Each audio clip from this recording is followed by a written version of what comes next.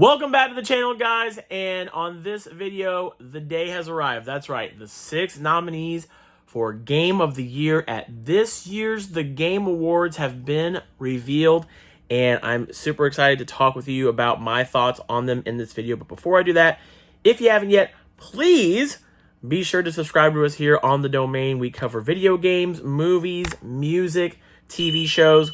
We also talk about toys. We unbox stuff and all sorts of other things right here on the Domain. So if you haven't yet, please subscribe, hit the notification bell so you know when new videos come to this channel.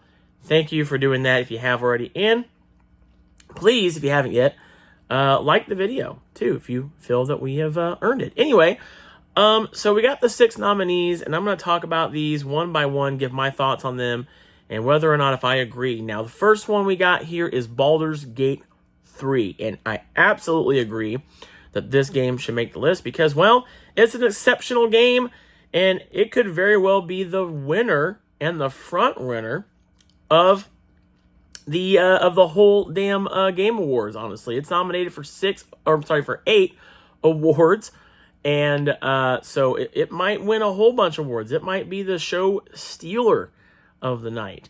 I've played the game. I've not finished it. It's a very in-depth game. If you love Dungeons and Dragons like I do, you got to go check this game out. It's absolutely worth playing.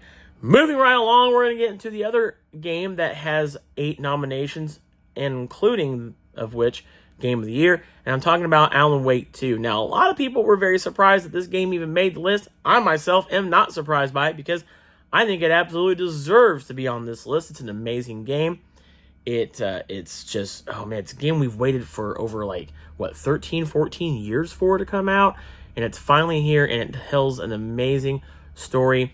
The graphics in this game are phenomenal. I mean, they look super realistic. I can't get over how graphically appealing this game is, and it has a very true quote-unquote next-gen feel to it, and I'm not surprised that it made this list at all. A lot of people are, and I think it absolutely deserves a place on here. Up next, we're going to get into another game, Spider-Man 2, Marvel's Spider-Man 2, and I absolutely expected this game to make the list. I actually just finished platinuming this game, getting all the trophies, and I'm kind of sad because I don't have anything to do now.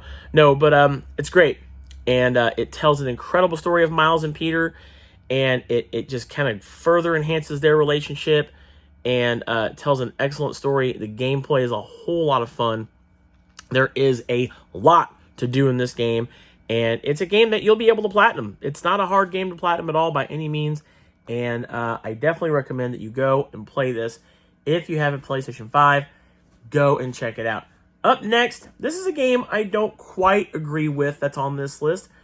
Resident Evil 4. It's a remake, and me personally, I don't think that remakes and remasters should be on Game of the Year. Now, you're probably thinking, but Brian, it's a game. It came out in 2023. Why wouldn't it be on Game of the Year? Well, I don't know. There's just something about the Game of the Year I feel should be reserved for games that are either a brand new entry in a series or an original concept, but not a remake or a remaster of something that we've already played. Granted, it has been tweaked, and there's there's new things here and there, but at the end of the day, you're getting a similar or a familiar experience already. And so maybe I think what Jeff Keighley should maybe consider is having a best remake remaster of the year, because now there's so many of them that do come out. We had Dead Space Remake, for instance. We had the Metal Gear Solid Master Collection Volume 1 that just dropped not long ago. So maybe we should consider having this as a new category moving forward. Up next, we've got Super Mario Brothers Wonder, which I absolutely agree should be on this list. It deserves a place here. I am very excited about this game. I love playing it. I've been playing through it. It just gives me that Super Mario World feel all over again that I hadn't experienced in a very long time. And I am not surprised that this game made the list. Matter of fact, I'm glad that it made the list. And it actually made my list of predictions as well. So it's a fun game. I love the multiplayer aspects of it. It's super colorful. There's a lot to do. And it's also very challenging. Those special stages are no joke. So glad to see that it made the list. And then last, but certainly not least, Zelda, the Tears of the Kingdom. And what a game. This game absolutely deserved making the list. And I believe it's also a front runner for Game of the Year. I think it absolutely deserves its place being in this spot. And it's going to be interesting to see who wins. Zelda, Tears of the Kingdom did so many things, allowed us to play in the sky and even in the depths, but also the innovation in this game where you have to make things and create things. I think that adds a whole new realm of playing when there's all these temples you have to do, and you have to create your own things and your own gadgets, if you will, to get through these levels. I applaud Nintendo for the amount of creativity in this game that players can let shine. I mean, if you haven't already seen the videos of these people making these giant robots and ships and everything else flying around, you need to go watch them. It's amazing. So those are the 6 nominees for Game of the Year. And let me know, who do you think should win Game of the Year this year? Do you maybe think it's Spider-Man 2? Do you think Resident Evil 4? Balers Gate 3 by chance? Maybe, maybe you feel that a game got snubbed. I know a lot of people think Lies of P should have been on this list.